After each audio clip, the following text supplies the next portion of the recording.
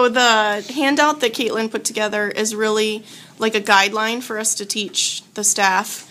So the first thing the staff will do before they get to annual reviews, hopefully, is to do both of their My Learnings.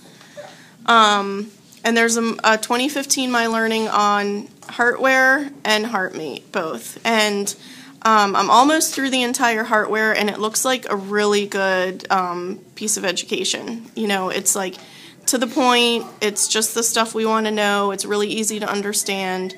So that's going to be the major part of our education, but then the rest of it will be from the super users. So the handout that, here I have some extra, the handouts that Caitlin put together are going to be what the super users, what the super users use to teach at annual reviews. So it's like another reference and nice, like simple way to look at both of the LVADs. Ready? You want to go through it? Sure. Okay. So I kind of tried to compare and contrast the Heartware and the HeartMate to like the components and like what they're indicated for. So the Heartware is FDA approved for bridge to transplant. If they're in a clinical trial as a destination therapy, like they have to be enrolled in that study in order to get that VAD if they're just destination. And then HeartMate 2 is FDA approved for either bridge to transplant or destination therapy. The Heartware uses centrifugal blood flow, so the pump is going to be placed in the pericardial sac, like actually inside, right close to the heart, into the left ventricle. And the blood is circulated by two motors and assists in unloading the blood from the LV out through the aorta. The HeartMate 2 uses an axial flow pump, so the device is a little bit bigger, and it kind of sits just below the diaphragm, and so it takes a little bit more energy to spin the blood out through the left ventricle and out to the aorta. So when I don't know if you'll know the answer to this or not. When you're talking about the Heartware going into the pericardial sac, do they actually like cut open the pericardial sac and then it like closes again around it, or what? Do you know what happens with that? I think they suture. They suture around it. I think there's like a suture ring. And then the with the HeartMate, they just like basically make a hole through. I mean, it's a hole through the whole thing. Kind of. Okay.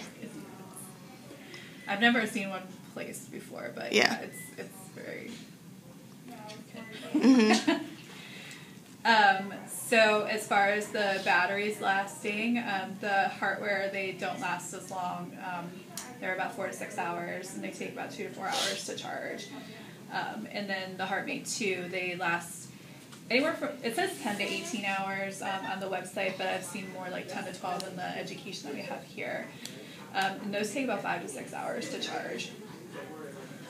Controllers, I just put pictures of them here. I don't think we see any of the old HeartMate 2 controllers anymore, thankfully. I think they're all the pocket controllers now, which are much nicer. Both have a display screen on them so that you can actually look at the pump parameters instead of having to plug them in.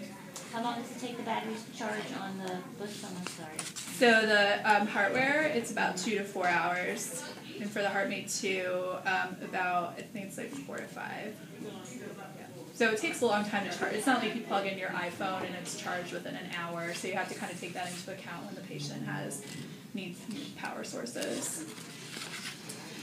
And then the screen, I put a screenshot of what each of your monitors are going to look like. So they're going to display all of your settings. The Heartware monitor has your waveforms on there too. In addition, you don't get the waveforms with the HeartMate 2. So I also defined what bridge to transplant versus destination therapy is. So bridge to transplant, the patient's a transplant candidate, but we're not able to get them to transplant quick enough, so we have to put in the Lvad to kind of get them over that hump, get them recovered, and get them relisted for transplant, and they just wait with the Lvad. And then with destination therapy, the patient isn't a transplant candidate for some reason, and they need a VAD to treat their heart failure and improve their quality of life. So they would live with this pump for the rest of their life. But it doesn't mean that their candidacy can't be revisited at some point in the future. So if they have cancer or something, within 5 years we could go back and reevaluate their candidacy. So the big 3 complications that we talk about our patients, the first one, I should have put this number 1 in big bold letters, but it's the Achilles heel, the infection. The dry gland infections are the biggest with these devices, and then stroke and bleeding. They're all in anticoagulation. They're all at risk for, it's a piece of machinery in their body so that they can get, the blood can turn and clot and things like that. So anticoagulation is really important for these people. So dressing changes, the protocol stays once per week. I know when patients leave the hospital, they don't always follow the protocol. So that is technically the protocol here. It's a modified sterile dressing change. I wrote down the supplies that you would need here and the procedure after.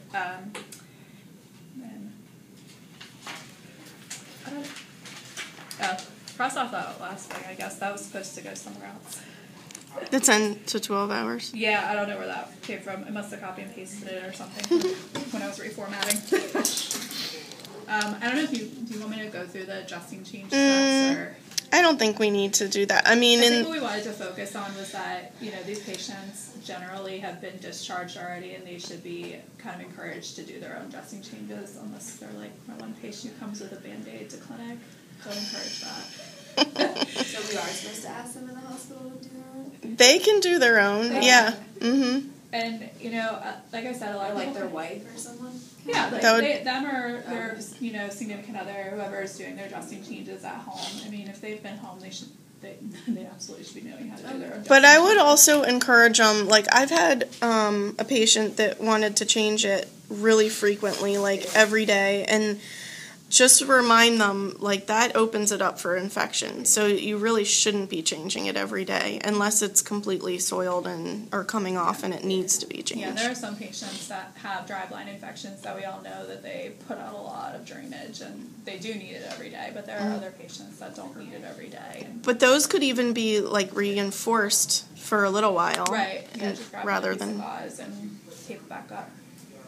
So, yeah, we can skip over dressing change because I don't think we're going to have time during annual reviews to practice that or go through the whole thing anyways because we'll only have 45 minutes. So. Yeah, and you guys don't do them as much as we did at the PCCU, so, yeah. Okay, so the next point is the going off the unit piece. So if for some reason, like the patient came here from surgery and it's their initial implant, they always have to go off the floor with the nurse or somebody who is VAD certified, which means somebody who's gone through the 4-hour class and has had their annual competency. The equipment that goes with them are batteries and the backup controller. So if you needed to do a controller change out or they need another battery source, then you have that. If they're readmitted and they have been taking care of themselves at home and they can be, level 1 transport, they can go off the floor if they're competent and they're not getting sedated. They just have to bring a cell phone with them so that they can call the unit or we can call them if there's issues. Same supplies need to go with them.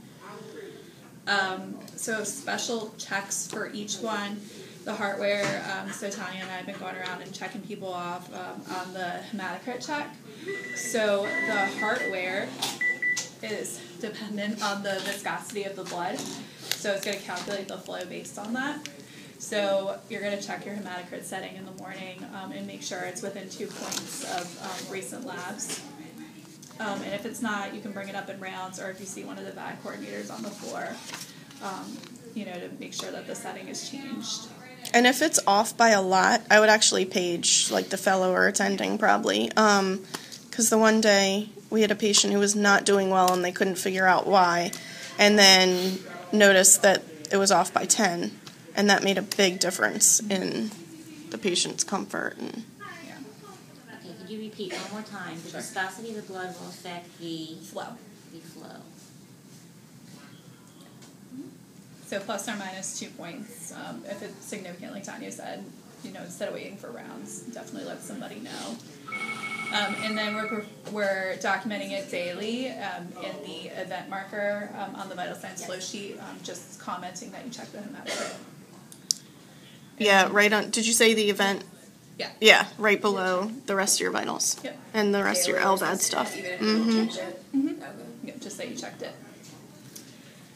The HeartMate 2, that specific test that you would do with that device is the alarm test. The patient can do it themselves, or you can remind the patient to do it. It checks all the visual and auditory alarms on the controller. That should be performed daily, and there's actually like a parameter in the Flow sheet for that. And in order to do that, on the new pocket controller, there's a little icon with a battery. You hold it down for 5 seconds, and then it'll go through all your alarms. So it'll make noise for about 15 seconds, and then check everything. I let the patient do their own self-check, though, too. Okay. Yeah, just reminding the patient to do that every day and, documenting that we did it. As far as your documentation for your vitals and your VAD settings, so you guys here do automatic cuff checks on these patients, but they should have a Doppler map as well to correlate, just to make sure that it's accurate. And you said once a shift, right? So if the patient's pulsatile and you can actually feel their pulse, Dr. Russell has said he's okay with us doing the auto cuff and comparing to the mean one time in the morning, and then your other pressures can be with the auto cuff as long as the next pressures match. Yes. Also Can I put you on here? It's attending dependent. Doppler only. I've heard her say that. Okay. Yeah. All right. I guess technically non-pulsatile pumps there. What are you doing? I'm recording. Hi. I didn't get your permission first because I'm not the only one on the spot over here. I know I wanted to relieve Caitlin for a second because three of the LVAD four of the LVAD super users aren't here, so we're gonna show it to them later because we're getting ready to teach at annual reviews. So, I guess it's always safer to do the Doppler. It's gonna be more accurate, technically, Yeah. But But if you think about it, if you've checked it and you know that mean that you're getting is actually the systolic, right? Am I saying that right? I'm going to call Johnson Hatfield. Mhm. We had the issue with it. They were discussing, because she's pulsed on the left but not on the right, so they were discussing whether it was systolic or in the whatever. So I did automatic and Doppler on both of her arms. Mm-hmm. Matched up to, and then we got to she's like, no, Consensus. Not everybody is going to be as pulsatile as her. Yeah. It's not very common. It's more common, I think, in the HeartMate 2 patients that they at some point become pulsatile, but I don't think I've ever felt a pulse on a Harvard patient. So she's special. The room isn't ready. It's very special. And I guess another reason to do the auto cuff is if you check their Doppler and you get a mean, you're not sure if that mean is their systolic or their mean. You want to verify, because if it's actually their 73127. systolic, that might be super low, like lower than you want it to be. So when you do Doppler, you don't know that you're definitely getting the systolic. It could be the mean. Usually you're getting the mean, but if they're pulsatile, it might be the systolic. Might be. Johnson, it's the systolic. Yeah. So that's why it's good then to compare. So, I mean, you should be checking pulse to see if you can check a pulse on these patients, so that you would be able to know if you're getting the systolic or the mean, or hopefully that you're getting the mean. Yeah. Let's see.